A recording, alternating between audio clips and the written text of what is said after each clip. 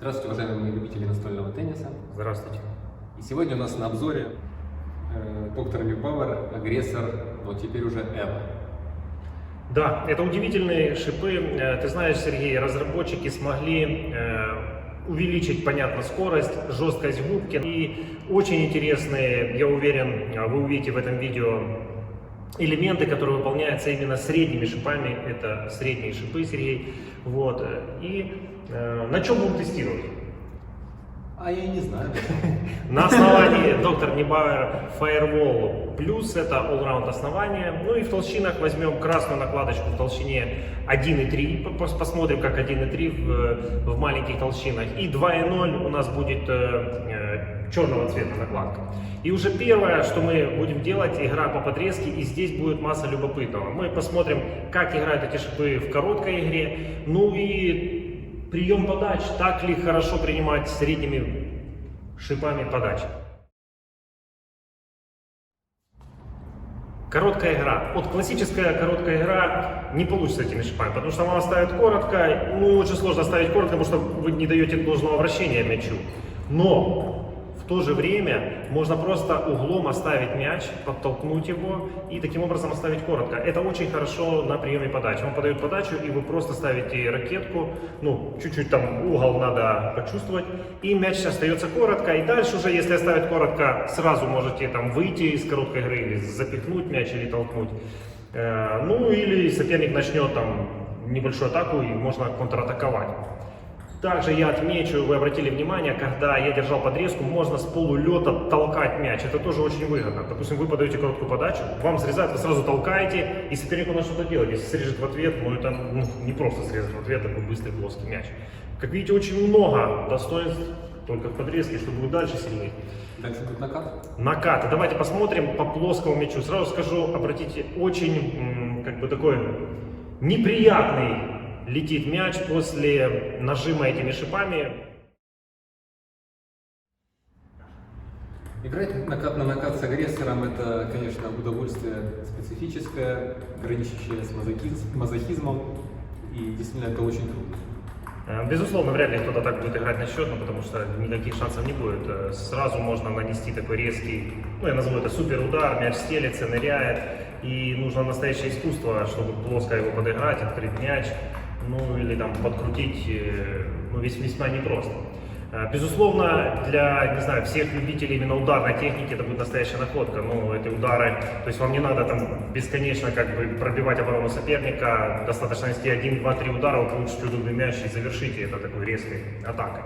Разница между 1,3 и 2,0 в целом траектории, безусловно, отличаются. 1,3 более низкая траектория, много краев, вы обратили внимание, да, мяч стелится, что порой может вывести соперника из равновесия. Но прям глобальная разница, ну конечно скорость разная, да, но я имею в виду, иногда в накладках прослеживается разница в эффектах.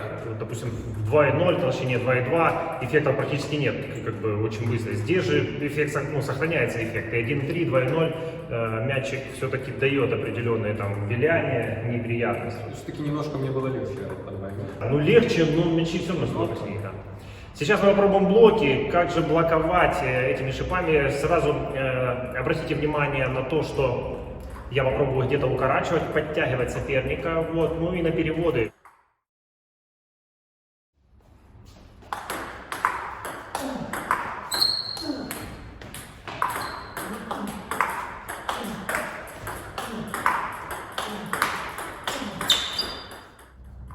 Не просто так серийно обращать по этим шипам, приходится выходить ногами, особенно неприятно, что мяч еле вылетающий. Очень часто приходится подсаживаться, как будто бы играешь по защите. Ну, можно и не подсаживаться, Сергей, а просто отдать с резкой высокий мяч и как бы получить. Не хочется, да. Если хотите держать атаку под своим, то, безусловно, ножками надо выходить и двигаться. Ну, что скажу, мяч действительно такой, он как бы летит, да, как аж тормозится, такой стукается и замирает. Вот. И в толщине 1,3 и 2,0, ну да, 1,3 неприятнее все-таки блоки, надо сказать. Также я отмечу, что на этом основании all-round, вот именно такую можно держать оборону и в толщине 2,0 так вот где-то надавить блоком, вот. Но если вы поставите его в минус, off основание, то здесь, возможно, даже один блок сразу придет к тому, что вы перехватите инициативу, потому что, ну, во-первых, надо оценить мяч.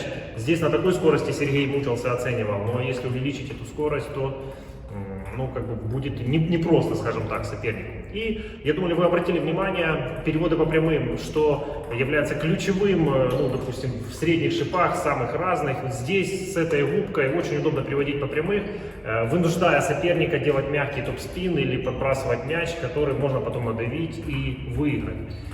Но сейчас мы вам покажем немножечко контратаки. Если топ-спин так завис, именно пробитие этими шипами справа-слева. И здесь как раз можно сразу же выиграть очко, потому что мяч будет стелиться, ну и не просто будет сопернику принять этот удар. Ну, Сергей сейчас попробует. Итак, смотрим контратаки. Сергей говорит впечатление, как этот резкий удар. Да. Почему мяч летит в сетку? И мяч в сетку? Ну, мяч в сетку, потому что он летит очень довольно быстро и при этом плоский.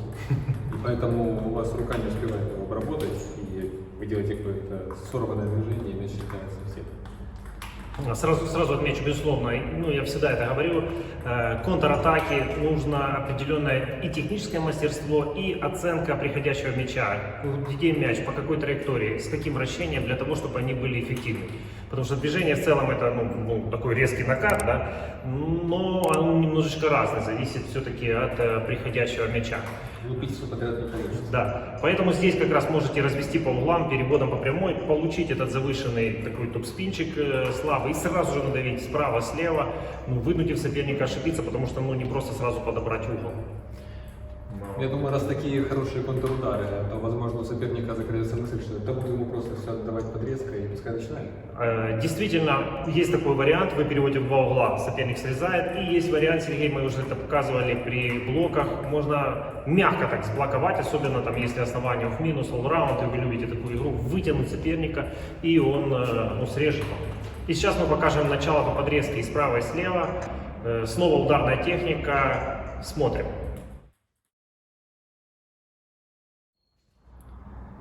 Довольно стабильно для полудлинных шипов. Начало такое.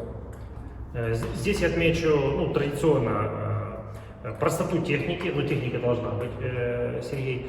Вот. В данном случае у меня получалось снова слева мощнее, потому что технически немножко подкован при начале. Вот. Справа стабильно. Какой-то ну, сложности нет, да, 2.0 толщине легче начинать, но опять это на all-round основание, потому что быстро летит сразу раз, мягко начал. Но в то же время 1.3 контрольно, и можно направлять ну, в глубину, в разную точку. И при игре на счет сложность состоит в том, что вы как бы начали, и насколько вращение сильное, слабое, ну совсем понятно. Понятно, оно отличается от гладких, мяч не так вращается. Но иногда соперники ошибаются в контратаках, начинают вращать, мяч или улетает за стол, или падает. Они ну, ожидают одно вращение, а там нету вращения. Я скажу, что тут вращение зависит от того, какой мяч ты сам дал сопернику. Если ты сильно подрезал, то от шипов будет лететь на тебя более сильное верхнее вращение. Если ты дал плоско и начал шипами, то более плоский. Поэтому... Ну, Сергей, тут можно тоже как поспорить в этом плане, а если открыть угол, а если то, а если сделать более резче. Вот, поэтому не все так однозначно, теннис загадочная игра. Вот. Переходим к выводам, где мы еще раз пройдемся по агрессору Эва и поразмышляем, кому же все-таки подойдут эти шипы.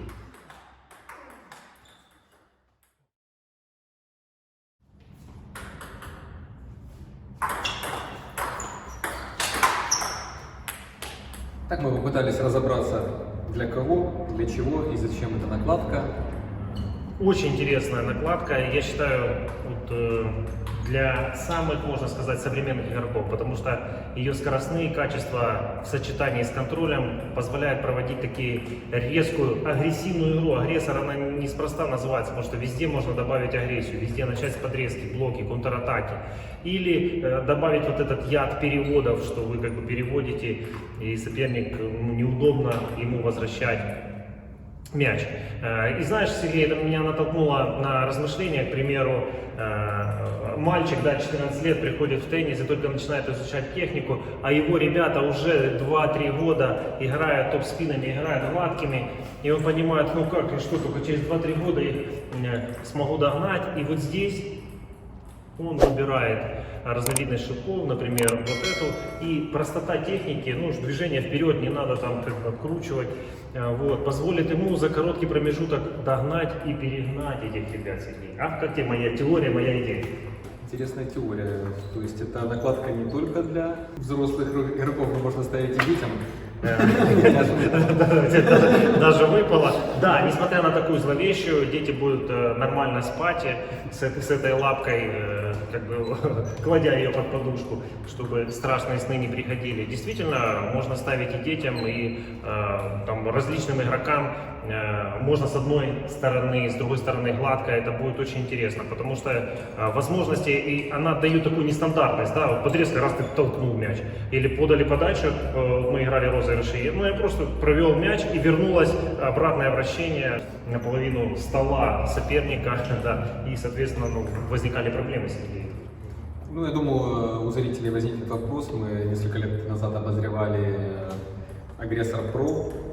В чем отличие, есть ли смысл переходить на эту накладку и класть в шкатулку Агрессор Про? Ну тут, Сергей, эта накладка, надо понимать, что быстрее. То есть она быстрее, резче, и как бы вы чувствуете, вам не хватает вот, скорости или жесткости, то, безусловно, эта накладка, можно перейти, можно попробовать, и вы откроете такие вот новые возможности.